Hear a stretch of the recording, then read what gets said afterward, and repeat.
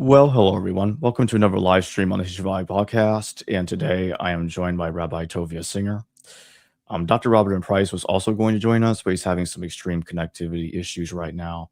And so right now he's not on the show. If it somehow gets resolved, maybe he'll pop in here later. I don't know. But that being said, Tovia, it's good to have you back on the show. Thank you for joining me. Always great to be here with you. So we're talking about the Septuagint once again, and we've talked about that before. We talked about it before a few times, but today I want to talk about it in light of some attempts to rescue, in a sense, the Septuagint that we have today as being the original one by identifying Ben Sira's statements about other books of the Hebrew Bible being translated into Greek as being essentially the same or equivalent to the Septuagint we have today. What is the problem with that claim? You talking about Ben Sira or just the basic argument? The basic argument is the Christians are in a lot of trouble. We need a framework. Christians are in trouble because the Christian Bible misquotes and deliberately misquotes. These are not errors or mistakes, which are understandable, but quite deliberately and malevolently misquotes the Hebrew Bible. And therefore, the question is, what's going on here? Because if, in fact, Matthew misquotes what Isaiah says famously in Isaiah 7:14, then the credibility of the first gospel and the church collapses. So what Christians invariably must do is go to what's called the Septuagint. I'm going to put that in quotation marks and say that the Septuagint, which was a translation putatively rendered by 72 learned rabbis in about the year, this is very important, about the year 256 BCE, means 250 years before Christianity, and their rendering, their Greek translation, comports with what we find in the New Testament. And therefore, Christians argue that the authors of the New Testament were quoting the Septuagint rather than the original Hebrew. And the Hebrew text we have today is therefore corrupt. It's a very strange argument because these very same Christians would argue against Muslims who claim that the Hebrew text is corrupt, and Christians frequently defend the integrity of the Hebrew text. So it doesn't really make sense. The reason why all this is completely a fatuous, a spurious claim is because the original Septuagint was only of the 5 books of Moses that was rendered in about the year 256 BCE, before the Common Era.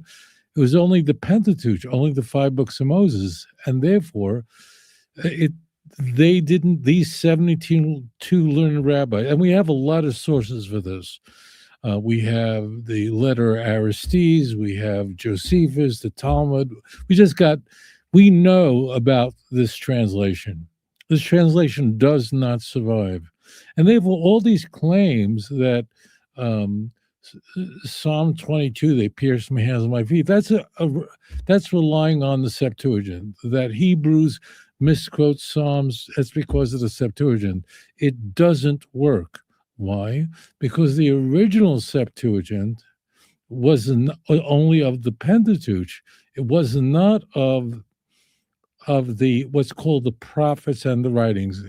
Now, there's one big caveat, and that is the church eventually is going to edit the Septuagint we have in our hands, and Origen is going to be the person who's going to finally put the stamp on it.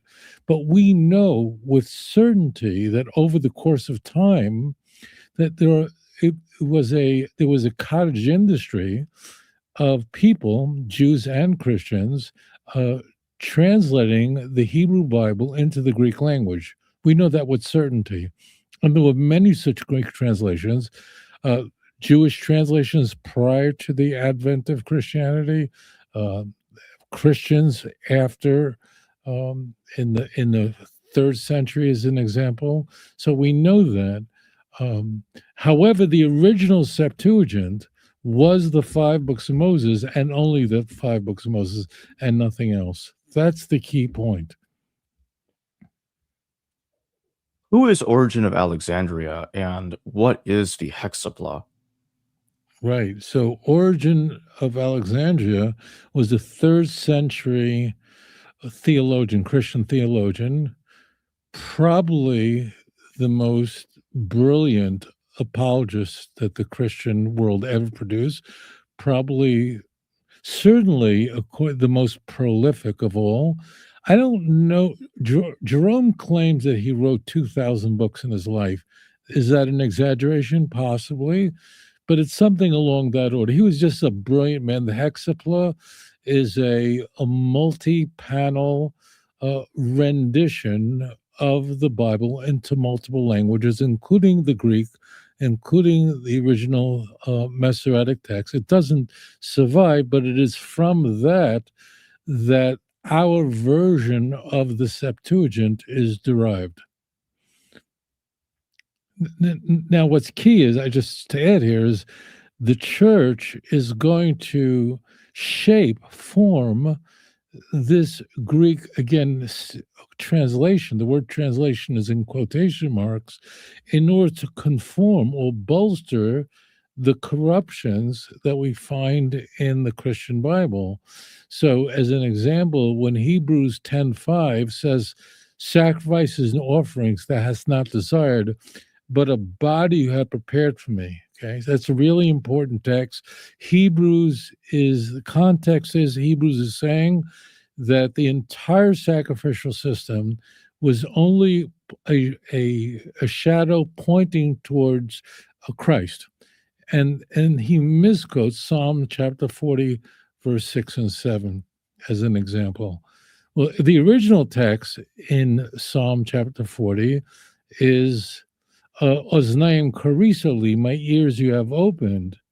Incidentally, if you go to almost every English translation of the Bible and compare Psalm 40, verse 6 and 7 with Hebrews 10:5, almost all translations correctly render the text, my ears you have opened.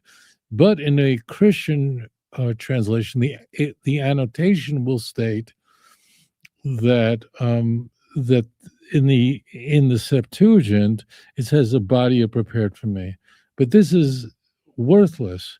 Again, you're going to be told by the church that the rabbis did it before Christ. That's what they're going to claim. But as it turns out, we have no pre-Christian manuscripts that support that, and the original Septuagint was only the 5 books of Moses, and therefore it didn't include the book of Psalms. So when exactly was the fuller Septuagint that we have officially created? Was it from the hexapla, or was it a little bit later after Origen's hexapla in reaction to that text? Origen is credited with being the most important author, contributing editor to the Septuagint. The Septuagint we have in our hands today is a collection of different translations. Some of it is a relic of the past. That means we have in the Talmud, in Tractate Megillah, 13 alterations or unique translations. 2 of them are still extant. We have Aquila. We have just a whole bunch of people who are contributing to what we have today as a Septuagint. Incidentally, bear in mind, the Protestants should have a big problem with this because the Septuagint contains the apocryphal writings. The Septuagint that you get on Amazon contains the wisdom of Solomon, let alone it wasn't written by Solomon. It was originally written in Greek, so why would it be translated? The Septuagint has the book of Maccabees. Now, if you're a Roman Catholic, you consider the book of Maccabees to be deuterocanonical and to be part of the canon. But if you're a Protestant, what is the book of Maccabees doing there? The book of Maccabees was originally written in Hebrew, but it really only survives in Greek. So there are quite a few contributors to all this. Again, Greek was the lingua franca. It was the kind of like the English languages today, certainly in the Hellenistic world, in the Levant and North Africa. And it's understandable why folks would want to render the whole of the Hebrew Bible into the Greek language. And certainly Christians would have an interest in doing this. And Origen is the primary editor of the Septuagint. And therefore, there's a big therefore in all this. The therefore is that that the corruptions found in the Christian Bible, misquoting the Hebrew text, cannot be rescued by saying they were reading the Septuagint. And you're going to always get that in college. You're going to always get that in church. You're going to always get that in Bible school. There's no source to support this. The Septuagint is never mentioned anywhere in the Christian Bible. Moreover, Christians believe that the New Testament was divinely inspired. Why would the Holy Spirit, who is whispering in the ear of Matthew, why would this Holy Spirit need a translation? It just becomes rather silly. Why would Paul, who is said to be a Pharisee, a student of Gamaliel, why would he be using a Greek? Could you imagine if the chief rabbi of Israel was using an English translation of the Bible? That, you wouldn't even find an English translation of the Bible in his synagogue. So, is it possible to tell when the New Testament that we have actually used a Greek translation of the Torah, or that is separate from the Septuagint that we have today, so we can tell any kind of difference at all between the a potential Greek Torah that the New Testament writers had access to, apart from the one that we have now?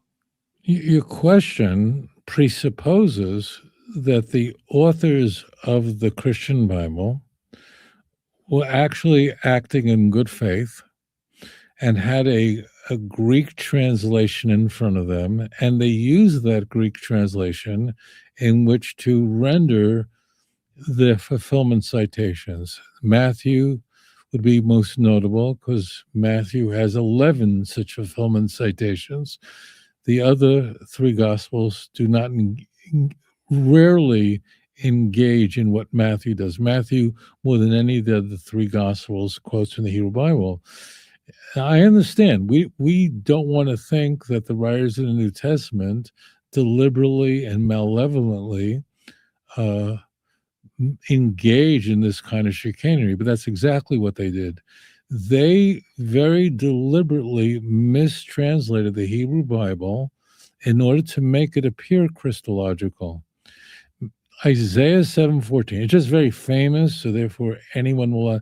Isaiah 7:14, the context of that passage is not talking about the Messiah. It's talking about a civil war during the life of Isaiah, where the northern kingdom of Israel allies itself with Syria against the southern kingdom. It has nothing to do with the Messiah. Whoever wrote the book of Matthew deliberately, malevolently corrupted the text. He just forged it. He wrote something that was not there. This is a deliberate corruption. There was no Bible that said a virgin. The word Alma simply means a young woman, and it conveys youth and gender. It has nothing to do with a sexual history. In fact, young women typically have children as opposed to old women. So the writers of the Christian Bible are engaging in this. Why did they get away with it? Because the world was largely illiterate. I mean, even if you weren't illiterate, how did you get your hands on a book?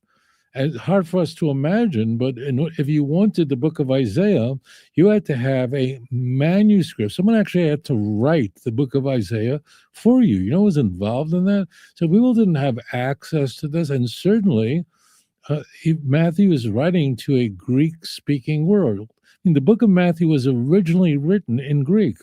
It wasn't written in Hebrew. So therefore, how would they have access to it? Matthew can write anything he wants to, and he did.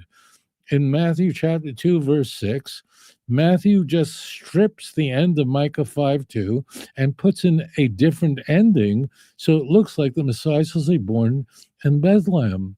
That's a complete corruption. So we have to jettison the notion that the writers of the New Testament were acting in good faith and they just had a corrupt text. They didn't have a corrupt text. They were inventing this kind of stuff. Now, it is true that there are some texts in the New Testament where there are mistakes.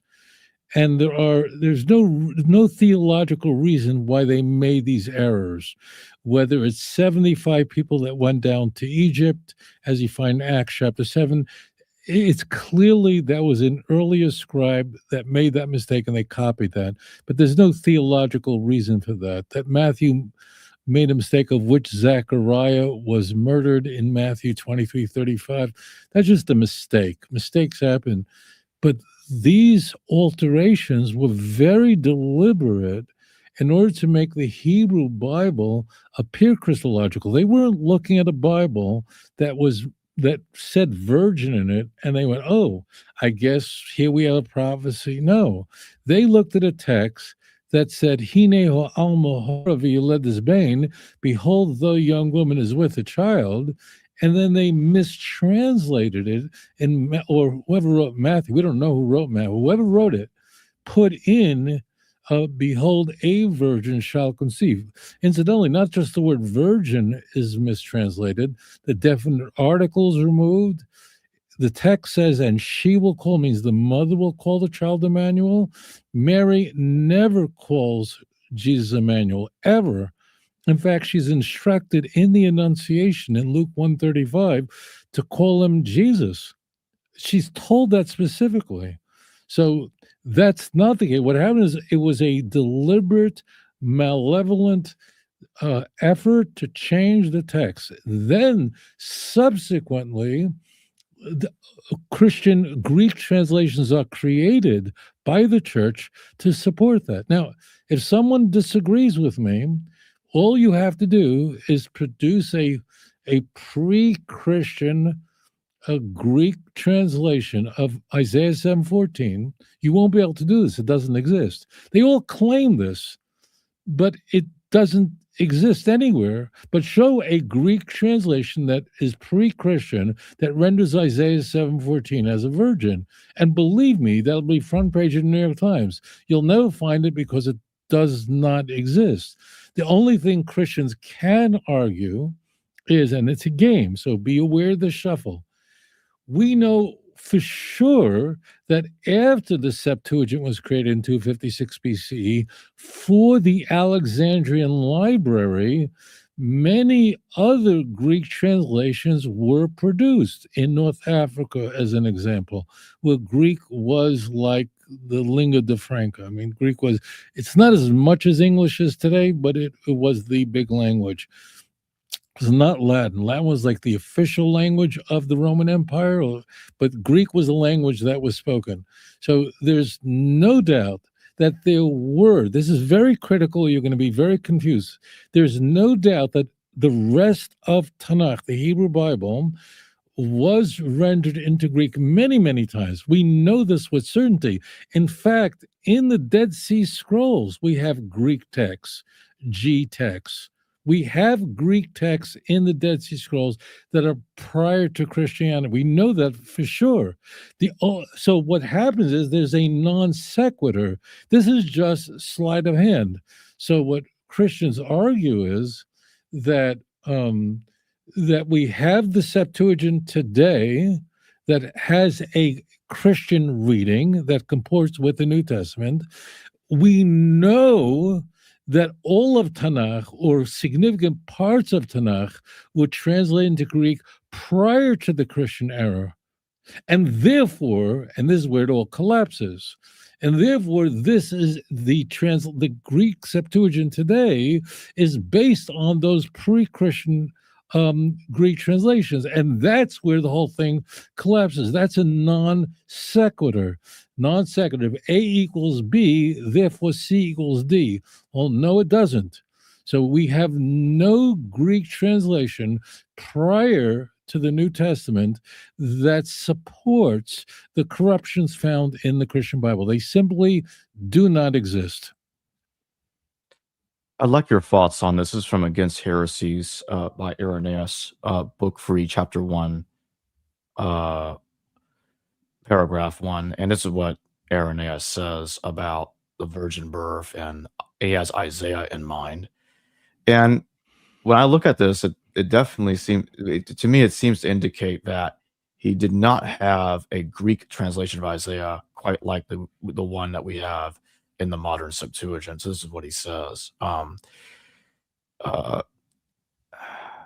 God then was made man, and the Lord did himself save us, giving us the token of the virgin, but not as some allege, among those now presuming to expound the scripture. Thus, behold, a young woman shall conceive and bring forth a son, as Theodotion the Ephesian has interpreted, and Aquila of Pontus, both Jewish proselytes, excuse me. The Ebionites following these assert that he was begotten by Joseph, thus destroying as far as in them lies such a marvelous dispensation of God, as setting aside the testimony of the prophets which proceeded from God. For truly, this prediction was uttered before the removal of the people to Babylon, that is anterior to the supremacy acquired by the Medes and Persians, but it was interpreted into Greek by the Jews themselves much before the period of our Lord's advent. There might remain no suspicion that perchance the Jews, complying with our humor, did put this interpretation upon these words.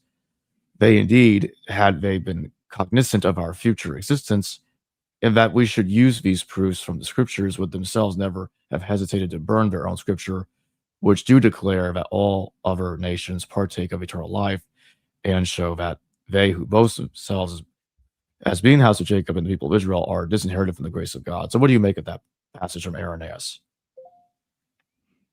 Irenaeus didn't read Hebrew. I don't even know what the point is. Like, why would that be? Irenaeus, for those who don't know, was the Bishop of Lyon, who lived at the end of the 2nd century. He's most famous for assigning the names of the Gospels. Matthew is the author of the first Gospel, and so on. So that Irenaeus would say that Isaiah was speaking predictively about a miraculous conception of the Messiah. Well, he's depending on a Greek interpretation of that. It's just very transparent what's going on. Well, some look at Irenaeus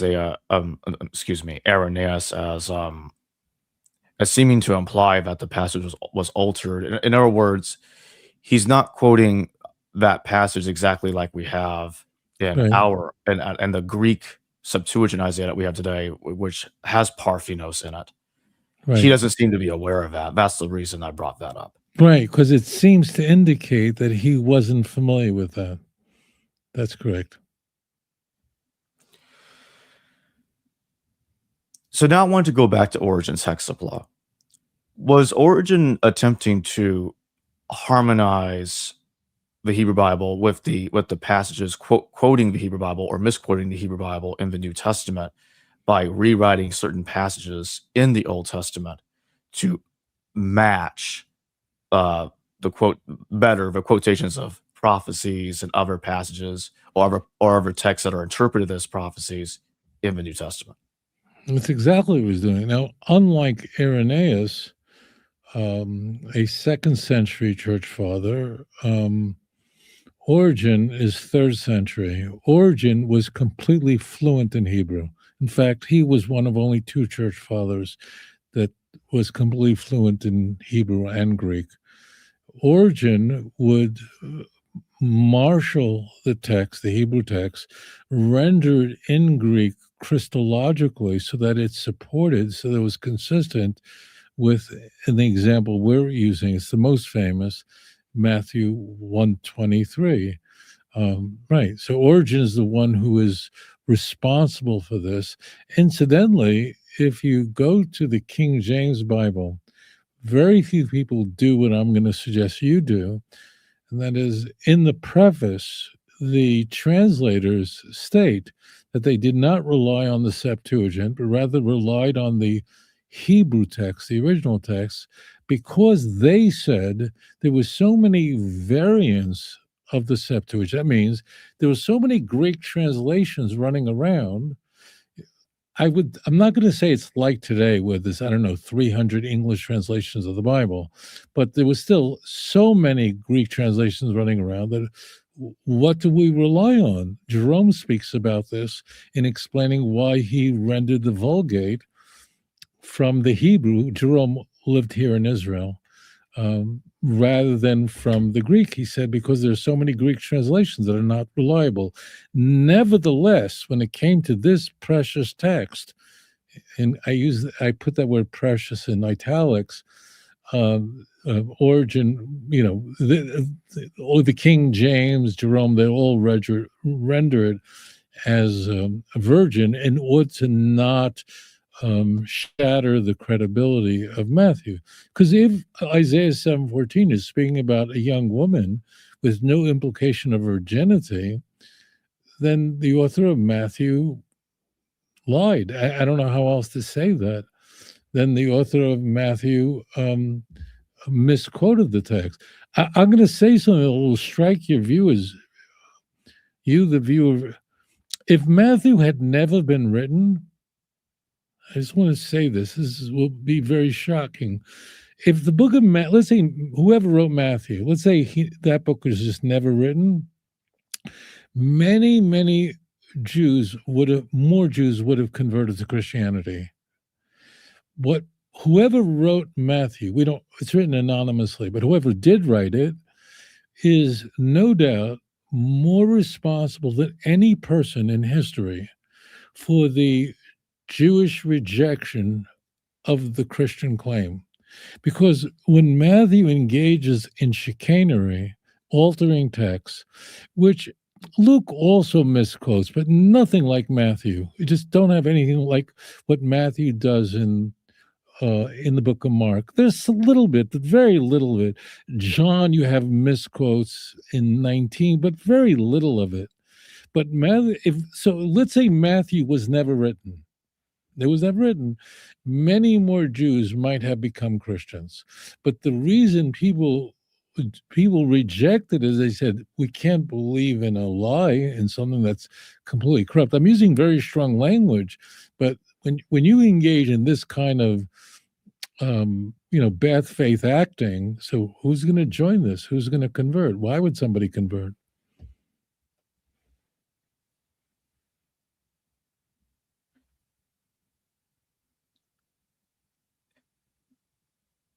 And so the other question I want to ask is there any indication, are there quotations of the original Septuagint from any secondary sources that we have about Yes. Yes, there is. Can you tell us about that then? There's only one source for it, for the actual quotations, and that's in Tractate Megillah in the Talmud, and it's page 9. And there we have 13 quotes from what is the Proto-Septuagint. And that's a scholarly term for referring to what the original Septuagint was of the 5 books of Moses, which we don't have. It's gone. The Alexandrian library was destroyed more than once. It's gone. But we do have in the Talmud 13 quotes. Now, I did something. I can't be the first person to ever do this, but in volume 2 of Let's Get Biblical, I go through the 13 quotes, and I go to those quotes in the Talmud, an ancient source, and then I go to the Septuagint that's available to all of us, the so-called LXX, meaning 70, after 72 rabbis. And I found that only two of those quotes in the Talmud, which are, meaning it's an unusual type of rendering, still is extant, which means 2 out of 13, do the numbers there. That means a very small amount of the original 5 books of Moses is extant in our Septuagint. That's just of the Pentateuch. And I list them. Anybody can do this. Now, I've never seen anyone else do this, but all you have to do is go online. Anybody can do this. It's like that, some genius thing. You can go online. The Talmud's fully available in English, translated. Just go to Tractate Megillah 9, okay? Then open up another browser and open up the Septuagint and just cross-reference it. And you'll see that of the quotes in the Talmud, very little of it is still survives in our Septuagint, which means even the 5 books of Moses was tampered with.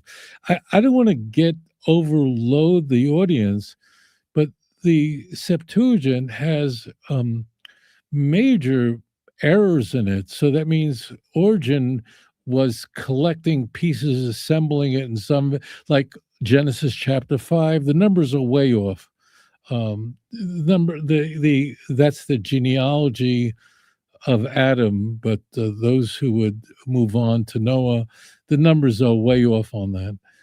And so you have that. So Origen's not the only guy behind today's Septuagint, but he would ensure that the New Testament quotes were well supported in the Greek translation, which becomes the official translation of the church, and then the Latin, the Vulgate, would become the official translation of the Western Church or of the Roman Catholic Church.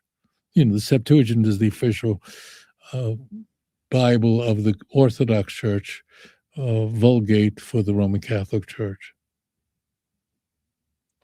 From the passages that are attested from secondary sources with regards to the internal content of the original Septuagint, are there any noticeable differences that we can tell from that text from the passages that we have in the current Septuagint? So you're breaking up a little bit in my ear, so forgive me. Your No problem. question is, are there, yes, I said there are 2 passages Okay. from the Pentateuch that were translated uniquely. The Talmud is explaining why texts were translated in the original Septuagint in an odd way. Most of the reasons were that they did not want to offend authorities. They didn't want to get into trouble. So they rendered a certain way. And the Talmud announces, just beware of these amendations, these edits. That means with full disclosure, this is the deal going on. So as I said, this is all available to anyone. Go online, just look at those 13, go to the Septuagint, you'll see 2 out of 13 are still extant. 2 have been preserved somehow. The rest of them are gone. What would you say are, in general, what would you say are the major implications? Or let me rephrase the question. What kind of big problem do you see? Why do you think they keep trying to hold on to the Septuagint that we have? And they try to go back and they try to reinterpret Irenaeus or Ben Sira or other older sources, try to force those texts, they try to force an interpretation of those texts to conform and say that has to be our modern Septuagint.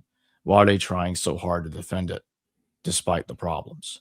Oh, because if the writers of the New Testament misquoted the Hebrew Bible, and it's not just like a mistake or a rephrasing, but that means they did this deliberately. That means, as an example, Micah 5:2 at the very end says, and his origins are from ancient times, from earlier days. Okay, it ends that way. All right, but that is a problem because Micah lived 300 years after King David, and he's saying the origins of the Messiah, his relationship to Bethlehem, is from the past, meaning it's from 3 centuries earlier. So you have to remove that. You have to select it and then delete it and put in instead, and he will be a shepherd over Israel. That's a complete corruption. That's like, I mean, if you did that with your tax return, the IRS would be banging on your door, and you can wind up in jail for doing that. If you played with receipts like that in any legal document, There are people sitting in jail right now for doing that. Well, that's what the writers in the New Testament did. They freely altered it, and who could stop them? Who can control that? Who could even read the original Hebrew text? Who had access to it? Well, the Jews could, and therefore the Jews said, overwhelmingly said, we want nothing to do with this. So these are not like enhanced texts or paraphrasing texts. Okay, could do that. Like we have Targums as an example, Unclus, but Targum Unclus or the Targum of Jonathan, they're not really attempting to render a translation, but really a paraphrase with interpolating a commentary. This is not that. Matthew is claiming that Isaiah said a virgin. That's the whole point. The whole point of the infancy narrative in Matthew 1 is that Mary, that Jesus was conceived supernaturally because it was prophesied in the Hebrew Bible. Well, if it turns out that Isaiah says nothing about a virgin, let alone the context of Isaiah 7:14 is a Afro-Syria war, and the sign isn't even the conception. The sign is in Isaiah 7:15 and 16, the maturity of the child. When the child knows to reject bad and choose good, I'm going to use very strong language. Then whoever wrote the book of Matthew should have been thrown in prison for white-collar crime, for playing with the text, altering the original text. Now, Christians cannot abide by that. Now, if I've offended you, the viewer, I know you want it straight. Christians can't live with that. So what they do is instead say that Matthew was using a Greek translation. And I'm going to say something that will be strange. Even New Testament professors, scholars will say this, even though they're not Christian. There are many New Testament scholars, as you've had on your show, who've teach at universities, who do not believe in Christianity, who are not Christians. They don't believe the New Testament. Yet, they even say this. They will just repeat, because this is what they were taught in college, that Matthew uses Septuagint. But there's no support for this at all. What makes me different is they're trying to be ecumenical. I get it. That's how their professors taught them. I get it. This is a refrain that goes over and over. We want to believe that this was a complete misunderstanding. I'm a Hebrew speaker. It's not a misunderstanding. This is a deliberate sleight of hand. It's chicanery. Matthew altered the text, and it was deliberate. It wasn't enhancing the text or overstating what the text says. It's simply changing the text in order to support a Christology. Well, if any Christian were to discover with certainty that Matthew did this, they would bolt the church immediately. They would never remain in the church because, the whole foundation of church would collapse because the credibility of the first gospel would be shattered. It's just that simple.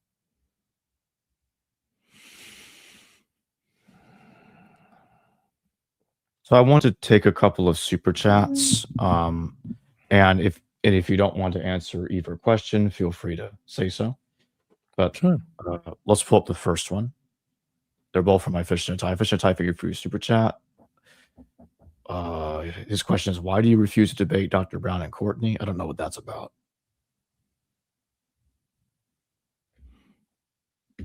I can't even hear you. Let's move on to the next question. I Fish and Tie, thank you for your super chat. We don't have what they quoted yet. You are claiming they malevolently misquoted it. How can you say they misquoted? Can you hear me? You're breaking up, so just go slow. Just take it really slow. Go ahead. Okay, I don't know what's going on there. We don't have what they quoted yet. You are claiming they malevolently, misquoted it. How can you say they misquoted if we do not have the original?